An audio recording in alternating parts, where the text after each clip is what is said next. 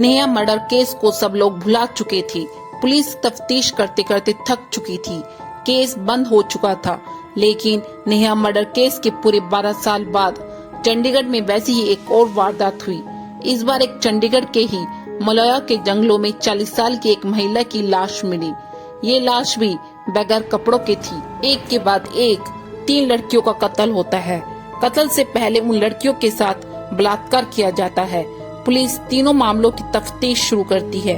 तीनों ही मामलों की जांच अलग अलग एंगल से की जाती है, क्योंकि पुलिस को लगता था कि तीनों ही मामले अलग अलग है और कातिल भी। और इसी वजह से 800 लोग शक के घेरे में आ जाते हैं, जिनमें से 100 लोगों का डीएनए भी होता है और आखिरकार उस बलात्कार कातिल का चेहरा सामने आ जाता है और इस तरह होता है एक सनसनीखेज खुलासा। कहानी शुरू करने से पहले आप मेरे चैनल को सब्सक्राइब कर लें। आज से करीब 14 साल पहले चंडीगढ़ में एक दहलाने वाली वारदात ने हर किसी को बेचैन कर दिया। हुआ यूं कि सेक्टर 38 की रहने वाली 21 साल की MBA स्टूडेंट नेहा अहलावत शाम को अपने घर से कोचिंग के लिए निकली थी। आमतौर पर वो रात के 9 बजे तक घर वापस लौट आती थी, लेकिन इस रोज ना तो वो वापस लौटी और ना ही उसका फोन लग रहा था, बल्कि नेहा का मोबाइल फोन रहस्यमयी तरीके से स्विच ऑफ हो चुका था। इस पर घर वालों ने पहले अपने तौर पर नेहा के बारे में पता करने की कोशिश की। कोचिंग इंस्टीट्यूट में बात की, लेकिन जब कोई उसका पता नहीं चला तो वो आधी रात को सेक्टर 39 के पुलिस स्टेशन में पहुंचे और अपनी बेटी की गुमशुदगी की रिपोर्ट लिखवा दी। परिवार ने रिपोर्ट तो लिखवा दी, लेकिन अपने तौर पर नेहा को ढूंढने की कोशिश जारी रखी। और फिर इसके कुछ ही देर बाद उन्हें जोर का झटका लगा जब सेक्टर 38 के करंट टैक्सी स्टैंड के पास उन्हें अपनी बेटी की स्कूटी दिखाई दी। डराने वाली बात ये थी कि स्कूटी पर खून के छींटे लगे थे।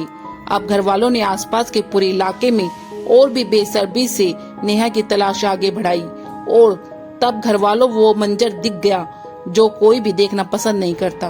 टैक्सी स्टैंड से कुछ दूरी पर झाड़ियों में नेहा की लाश पड़ी थी, खून से लथपथ और बिना कपड़ों की। घर वाले नेहा को उसी हालत में उठाकर सीधे PGI लेकर पहुंचे कि शायद कोई करिश्मा हो जाए, लेकिन डॉक्टरों ने नेहा को ब्रॉड डेड करार दिया, यानी अस्पताल लाने से पहले उसकी जान जा चुकी थी। नेहा के सिर पर किसी भारी चीज से वार किए जाने के निशान तो थे ही, शरीर पर गला घोटे जाने के निशान भी थे और निजी अंगों से ज्यादती और छेड़छाड़ के सबूत साफ साफ नजर आ रहे थे। यानी पहली ही नजर में ये मामला रेप का मर्डर का लग रहा था। मामला संगीन था, लिहाजा पुलिस ने भी फौरन मामले की जांच शुरू कर दी। नेहा के शरीर पर मिले दरिंदे के DNA सैंपल कलेक्ट कर लिए गए और जांच आगे बढ़ाई गई। लेकिन वक्त गुजरता रहा, दिन महीने साल निकलते रहे, लेकिन नेहा के गुनाहगार का कोई पता नहीं चला। और फिर एक वक्त ऐसा भी आया जब चंडीगढ़ पुलिस ने इस हाई प्रोफाइल मामले की जांच को लेकर अपने हाथ खड़े कर दिए और आखिरकार 10 सालों के बीच पुलिस ने अदालत में इस केस को लेकर अनट्रेस्ड रिपोर्ट दाखिल कर दी। नेहा मर्डर केस को सब लोग भुला चुके थे। पुलिस तफ्तीश करते करते थक चुकी थी। केस बंद हो चुका था, लेकिन नेहा मर्डर केस के पूरे 12 साल बाद चंडीगढ़ में वैसी एक और वारदात हुई। इस बार एक चंडीगढ़ के ही मलौया के जंगलों में 40 साल की एक महिला की लाश मिली। ये लाश भी बगैर कपड़ों की थी। कातिल ने पूरे जिस्म को और खासकर महिला के निजी अंगों को पूरी तरह से जख्मी कर रखा था। उसके हाथ पांव बंधे हुए थे और मुंह में कपड़ा ठूसा हुआ था। लाश को देखकर ये साफ था कि ये मामला भी रेप का मर्डर का ही है। मरने वाली महिला की पहचान मनदीप कौर के तौर पर हुई, जिसके पति ने एक रोज पहले ही अपनी बीवी की गुमशुदगी की रिपोर्ट लिखवाई थी। उसने बताया था कि उसने अपनी बीवी को एक रोज पहले यानी 11 जनवरी को रात 8 बजे पास के मार्केट में छोड़ा था, लेकिन इसके बाद वो लौट कर नहीं आई। मामला ये भी बेहद संगीन था और 12 साल पहले हुए नेहा मर्डर केस से हुबहू मिलता जुलता था। लिहाजा पुलिस ने इस केस की भी पूरी गंभीरता से जांच शुरू की, लेकिन धीरे धीरे वक्त गुजरता रहा और पुलिस के हाथ खाली ही रहे। हालांकि नेहा मर्डर केस की तरह इस मामले में भी चंडीगढ़ पुलिस ने मनदीप कौर की लाश से कातिल के DNA सैंपल कलेक्ट कर लिए थे। वो सैंपल जो खून, सीमन और दूसरे बॉडी डिपॉजिट के तौर पर पुलिस और फोरेंसिक एक्सपर्ट को मिले थे, लेकिन लाख कोशिश करने के बावजूद नेहा मर्डर की तरह मनदीप मर्डर केस भी अनसुलझा ही रहा।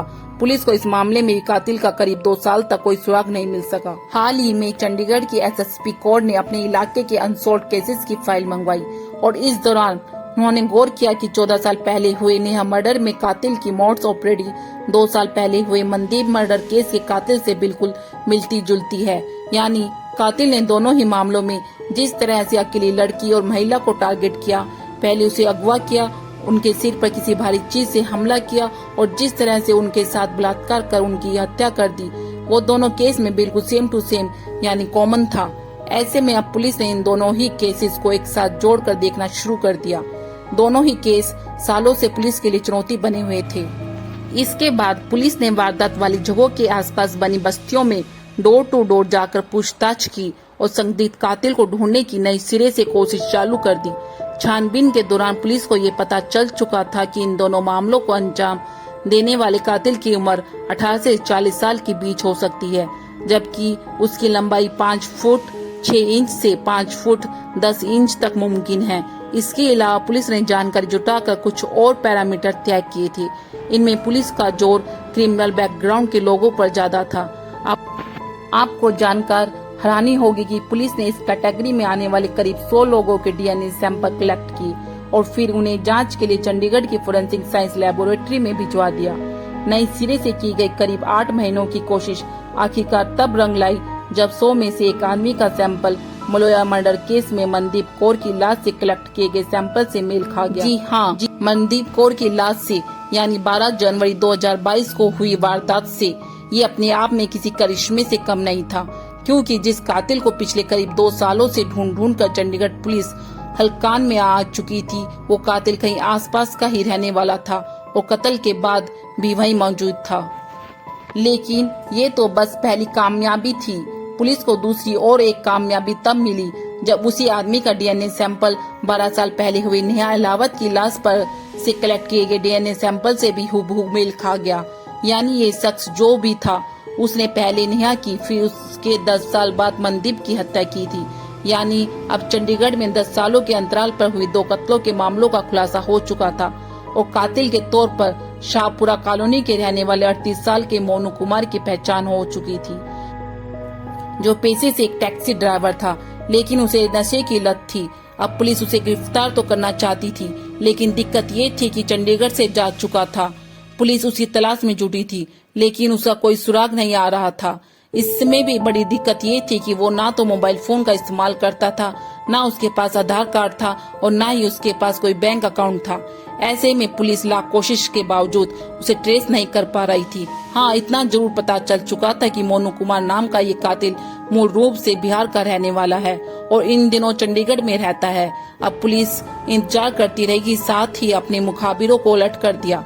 अगर उन्हें मोनू कभी भी नजर आए तो वो फौरन पुलिस को खबर दे दी। हुआ भी वही। करीब 6 महीने के इंतजार के बाद आखिरकार मोनू चंडीगढ़ लौटा और पुलिस ने उसे गिरफ्तार कर लिया। पहले तो मोनू अपना जुर्म कबूलने को तैयार ही नहीं था, वो अनजान बनने की कोशिश कर रहा था। लेकिन जब पुलिस ने उसके खिलाफ डीएनए सबूत होने की बात बताई और उसे सख्ती से बात की तो वो टूट गया और उसने उन दोनों वारदातों में शामिल होने की बात मान ली। लेकिन इसी के साथ उसने पुलिस को एक ऐसी कहानी बताई जिसे उसे और भी हैरान कर दिया। मोनू ने खुद पुलिस के सामने कबूल किया कि इससे पहले साल 2008 में हिमाचल प्रदेश के चंबा में 6 साल की एक छोटी बच्ची के साथ रेप करने के बाद उसकी हत्या कर दी थी। 12 सितंबर 2008 को एक ढाबे में काम करने वाली उस बच्ची को अकेला पाकर मोनू ने उसे अपना शिकार बनाया था।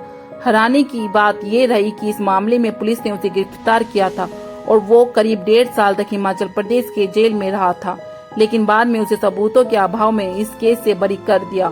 मोनू के इस कबूलने के साथ ही ये साफ हो चुका था कि कोई मामूली अपराधी नहीं, बल्कि एक ऐसा सीरियल रेपिस्ट और सीरियल किलर है जो किसी लड़की को अकेला पाते ही उसे अपना शिकार बनाने की कोशिश करता है। और सालों से पुलिस और कानून को धोखा देने की अपनी शातिर चाल की वजह से उसके हौसले बुलंद थे और रह रहकर ऐसी वारदातों को अंजाम दे रहा था। ऐसे इंसान को बीच चौराहे में फांसी पर लटका देना चाहिए। आपकी क्या राय है मुझे कमेंट करके जरूर बताना। मेरे चैनल को भी लाइक एंड सब्सक्राइब करना।